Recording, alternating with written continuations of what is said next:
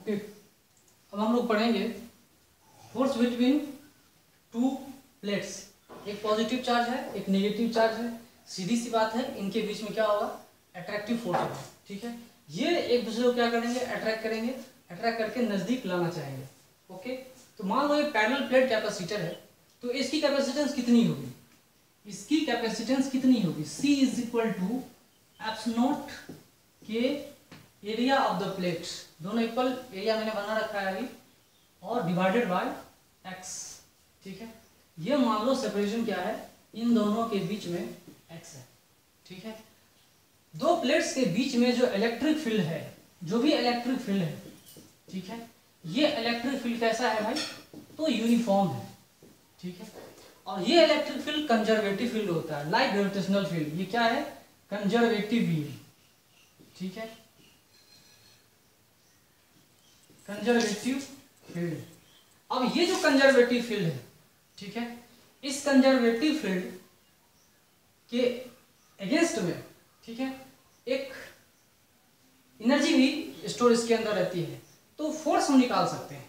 Actually हम लोग क्या कर सकते हैं, फोर्स निकाल सकते हैं, that is equal to du by D X. Negative of du by D X, ये ग्रेविटेशनल सॉरी ये जो इलेक्ट्रिकल पोटेंशियल एनर्जी है वो कंजर्वेटिव है। कंजर्वेटिव होने की वजह से उसके अगेंस्ट में हम फोर्स भी निकाल सकते हैं। ठीक है, हम फोर्स भी निकाल सकते हैं। कैसे आया है भाई, तो ये अगर मैं इसको देखूं, ये कैसे आया आप देख सकते हैं, du is equal to negative of f dot D X. तो आप ये भी समझ सकते हो निगेटिव ऑफ वर्क डन, ऐसा समझ सकते हो, कोई दिक्कत नहीं है। ठीक है, तो कहने का मतलब ये है कि फोर्स अगर हमें कैलकुलेट करना होगा तो हम आराम से कैलकुलेट कर सकते हैं, कोई दिक्कत नहीं है। तो सबसे पहले पोटेंशियल एनर्जी कितनी होती है, इलेक्ट्रिकल पोटेंशियल एनर्जी कितनी होगी, क्यू स्क्वायर बाय 2c। ठीक है, इन दोनों पैरेलल प्लेट्स के बीच में कितनी एनर्जी स्टोर है, that is equal to Q square by 2c। Total charge अगर हमने कैपिटल क्यू ले रखा है ना, फाइनल चार्ज पूरी तरह से चार्ज क्या है, स्टोर्ड है ना, या कोई भी चार्ज किसी टाइम पे कितना स्टोर्ड रहता है उससे दिक्कत नहीं है ना। तो जितना भी चार्ज हो उस समय की हम बात कर रहे हैं, क्यू स्क्वायर बाय 2c लिखते हैं। कैपेसिटेंस की वैल्यू कितनी होती है, तो हम लिख सकते हैं Q square divided by 2 apps naught के एरिया, है ना, एप्स नॉट के एरिया बाय एक्स। तो ये x कहाँ चला जाएगा, ऊपर। फिर अब देखिए F, फोर्स निकालना है। ठीक है जी, तो फोर्स निकालना है तो force is equal to minus of du by D X. ठीक है, minus of du by D X, तो यहाँ पे क्या करेंगे, क्यू स्क्वायर 2 एफ नॉट एक इतना हम लिख देंगे, कितना आया भाई, Q square by 2 F not के इंटू ए। चार्ज के बारे में अगर हम पता करना चाहेंगे तो चार्ज इज इक्वल टू कितना लिखते हैं, सिग्मा इंटू एरिया का स्क्वायर लिखेंगे डिवाइडेड बाय 2 एप्सिलॉन के इंटू ए, और इसको सिंप्लीफाई करते हैं तो ये कितना आ रहा है, sigma square into area 2 epsilon के। ठीक है, तो इसको हमने फोर्स निकाला। फोर्स किन किन चीजों के ऊपर डिपेंड करता है, आप देख सकते हैं, फोर्स चार्ज के ऊपर डिपेंड करता है, जितना ज्यादा चार्ज रहेगा उतना ज्यादा फोर्स रहेगा। डाइलेक्ट्रिक कांस्टेंट जितना ज्यादा होगा, है ना, जितना ज्यादा डाइलेक्ट्रिक कांस्टेंट होगा उतना ही फील्ड क्या होगा, उतना ही फोर्स क्या होगा, कमजोर हो जाएगा, और जितना ही कम रहेगा उतना ही क्या होगा, ज्यादा हो जाएगा। ठीक है, एरिया के ऊपर भी डिपेंड करता है डायरेक्टली। एरिया चार्ज अगर कांस्टेंट है यहाँ पे, एरिया की इनवर्सली प्रोपोर्शनल जो है, जितना ज्यादा प्लेट का एरिया रहेगा उतना ही फोर्स कम होगा। ठीक है, लेकिन चार्ज बाय एरिया अगर कांस्टेंट, यहाँ देखिए इस पे ध्यान मत देना, इस पे ध्यान दो, चार्ज कांस्टेंट, तो इस तरह से हम लोग समझते हैं। तो चलिए, अगर हम इससे फोर्स पर मीटर निकालना चाहें तो वो भी हम निकाल सकते हैं, काफी आसान है। फोर्स बाय एरिया, ये एरिया इधर चला जाएगा, सिग्मा स्क्वायर बाय 2 एप्सिलॉन के, ये फोर्स पर यूनिट एरिया आ रहा है। ठीक है जी, काफी आसान था इसको निकालना। ठीक है, एक मेथड हमने इस मेथड से बताया, फर्स्ट मेथड। अगर ये मेथड बहुतों को समझ में नहीं,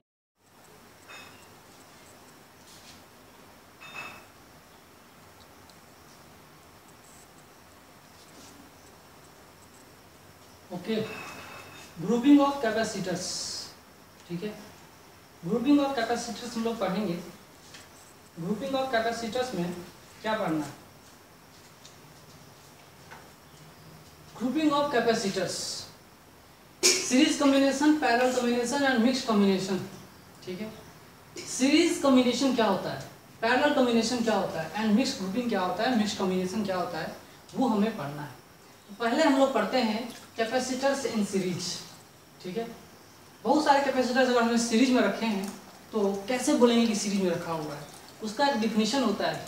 जैसे रेसिस्टर्स अगर हम सीरीज में रखे हुए हैं ना, अगर हमने सीरीज में रखा है, इसका रेजिस्टेंस R1, इसका R2, इसका R3, तो नेट रेजिस्टेंस क्या होगा, R1 plus R2 plus R3, like that, जो कुछ भी है। तो सीरीज का डिफिनीशन है इंड टू इंड कनेक्शन। अगर हमने चाहे कोई रेजिस्टर हो, चाहे है ना कैपेसिटर हो, स्प्रिंग हो, जो कुछ भी है, ठीक है, कैपेसिटर हो, स्प्रिंग हो, रेजिस्टर हो, कुछ भी हो, इंड टू इंड कनेक्शन मतलब पहला इंड ये, दूसरा इंड ये, दूसरे इंड से इसका पहला इंड, इसके दूसरे इंड से पहला इंड टू इंड कनेक्शन लगा हुआ, इसका लास्ट, इसका पहला, है ना, इसका लास्ट, इसका पहला। तो इस तरह से इंड टू इंड कनेक्शन को क्या बोलते हैं, सीरीज कॉम्बिनेशन बोलते हैं। डिफिनीशन पे ध्यान दीजिएगा, ये डिफिनीशन गलत है कि same charge on each capacitor, ये डिफिनीशन गलत है। डिफिनीशन ये नहीं होना चाहिए। डिफिनीशन क्या है, इंड टू इंड कनेक्शन, ठीक है। सीरीज कॉम्बिनेशन का मतलब होता है कि कुछ भी आप सीरीज में कंबाइन करो, चाहे रेसिस्टर कंबाइन करो, कैपेसिटर कंबाइन करो, इंडक्टर कंबाइन करो, स्प्रिंग कंबाइन करो, सब में क्या होंगे कि इंड टू इंड कनेक्शन को हम सीरीज कॉम्बिनेशन कहते हैं, ठीक है, इंड टू इंड। तो इंड टू इंड में इस तरह कॉम्बिनेशन को आप देख लीजिए।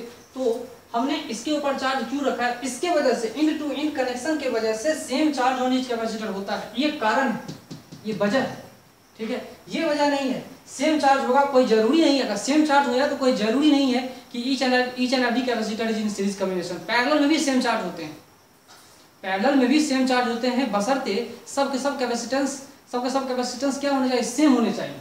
तो कोई जरूरी कंडीशन नहीं है, डिफिनीशन ये नहीं है। This is not the definition, this is not the definition, है ना। डिफिनीशन ये है इंड टू इंड कनेक्शन, इसके वजह से, इसका रिजल्ट है, दिस इज द रिजल्ट, ये रिजल्ट है, इसके वजह से ऐसा होता है। इसलिए सीरीज कॉम्बिनेशन में सेम चार्ज होते हैं ईच एंड एवरी कैपेसिटर के पास, ईच एंड एवरी कैपेसिटर के पास। तो मान लो ये हमने इतने सारे कैपेसिटर्स रखे हैं, हमें एक कैपेसिटर अगर हमें फाइंड करना हो, इतने सारे कैपेसिटर के अगेंस्ट में एक कैपेसिटर कितना होगा वो हमें फाइंड करके हम बता सकते हैं, ठीक है। तो मान लीजिए इसके ऊपर चार्ज कितना स्टोर है भाई, तो Q, इसके ऊपर कितना है -Q, इसका पोटेंशियल कितना है V, ये बैटरी है, ठीक है। इस बैटरी से हमने क्या कर दिया, इसको कनेक्शन लगा के रखे हुए हैं। तो टोटल बैटरी की वोल्टेज कितनी है V, ठीक है। यहाँ पूरे बैटरी की वोल्टेज कितनी V है, तो V है तो V1 वोल्टेज इसने खाया, V1 वोल्टेज इसने खाया, V2 वोल्टेज इसने अपने अंदर ले रखा है। इसके इन दोनों प्लेट्स के बीच में पोटेंशियल डिफरेंस कितना है, V3 है, लाइक दैट इन दोनों प्लेट्स के बीच में Vn है। तो हम ऐसा लिख सकते हैं कि पोटेंशियल नेट पोटेंशियल, है ना, हम क्या लिखेंगे, net potential across this combination, इस तरह के कॉम्बिनेशन के अक्रॉस नेट पोटेंशियल कितना होगा, ये पोटेंशियल है ना। तो ये पोटेंशियल डिफरेंस कितना होगा, इतना इतना इतना है, बहुत सारे पोटेंशियल होंगे, that is equal to V1 plus V2 dot dot dot plus Vn, ठीक है। तो V1 का मतलब क्या होता है, तो पोटेंशियल के बारे में आप जानते होंगे, V is equal to Q/C, ये जनरल फॉर्मूला है ना, V is equal to Q/C। तो V1 के बदला हम लोग क्या लिखेंगे, Q1/C1, इसको लिखेंगे कितना, Q2/C2 dot dot dot plus लिखेंगे Qn/Cn, ठीक है। इस तरह से हम लोग लिख सकते हैं, कोई दिक्कत नहीं है। चलिए, अगर हम लोग इस तरह से लिखते हैं तो आपको ये पता होना चाहिए कि नेट कैपेसिटेंस हमको फाइंड करना है। अगर हमें मान लो इतने सारे कैपेसिटेंस हमने सीरीज में डाले हैं, तो इन सब के बदले एक कैपेसिटेंस की वैल्यू बताओ जिसको हम CS की वैल्यू CS बोल दें, सीरीज कॉम्बिनेशन को CS, है ना। तो CS कितनी होगी वो हमें फाइंड करना है। Q1 Q2 इतना सारा है, Q1 डिवाइडेड बाय Cn है। तो इसमें हमें क्या फाइंड करना है, कैपेसिटेंस फाइंड करनी है। तो नेट टोटल चार्ज बैटरी ने सप्लाई किया Q, टोटल कैपेसिटेंस कितनी होगी CS। CS हमें अगर फाइंड करना है तो हम इजी वे में फाइंड कर सकते हैं। यहाँ देखिए कि जब हमने इन टू इन कनेक्शन लगाया था तो same charge each and every capacitor के पास था। इसके वजह से क्या होगा, Q1 Q2 सब के सब सेम हो जाएंगे। सेम होंगे तो Q से Q क्या होगा, कैंसिल हो जाएंगे। तो CS कितना आएगा, CS ये कैपेसिटेंस कितना आएगा। तो पहले हम लोग लिखेंगे 1/CS is equal to 1/C1 plus 1/C2 dot dot dot plus 1/CM। इस तरह से हम लिख सकते हैं। तो ये आया CS की वैल्यू कितनी है, 1/1/C1 1/C2 dot dot dot 1/CM है ना, इतना हम लोग लिख सकते हैं। तो आपको पता चल रहा होगा कि नेट कैपेसिटेंस सीरीज में जो आ रहा है वो इनमें से जो सबसे कम कैपेसिटेंस है उससे भी कम आ रहा है। अब ये क्या है, उससे भी कम आ रहा है। ठीक है, देखिए गौर से देखिए, कैपेसिटेंस इन सीरीज जो है वो क्या है, CS जो कैपेसिटेंस इन सीरीज है ये CS जो है, CS is less than C list. जो इसमें कैपेसिटेंस आ रहा है वो लिस्ट वो सीरीज से भी, सीरीज कॉम्बिनेशन से भी कम आ रहा है। ठीक है, तो मतलब सीरीज कॉम्बिनेशन में हमने कैपेसिटर डालने का मतलब क्या है, कैपेसिटेंस घटाना अगर हो तो सीरीज कॉम्बिनेशन में डाल दो, कैपेसिटेंस अपने आप घट जाएगा। अब कैसे घटेगा ये तो हमने फॉर्मूले से बताया है। इस डायग्राम को भी देख के आप बता सकते हो। मान लो सबका एरिया सेम हो, इसका भी एरिया इतना, इसका भी एरिया इतना, इसका भी एरिया इतना, सबका एरिया सेम। प्लेट का सेपरेशन मान लो D1 है, ये D2 है, या ये D3 है, या सब में DE हो। तो आपको ये कॉन्फ़िगरेशन कैसा लग रहा है, आपको ये कॉन्फ़िगरेशन ऐसा लग रहा है जैसे इसमें सेपरेशन क्या है, बढ़ा हुआ। इस तरह कॉम्बिनेशन में सेपरेशन क्या है, बढ़ा हुआ है ना।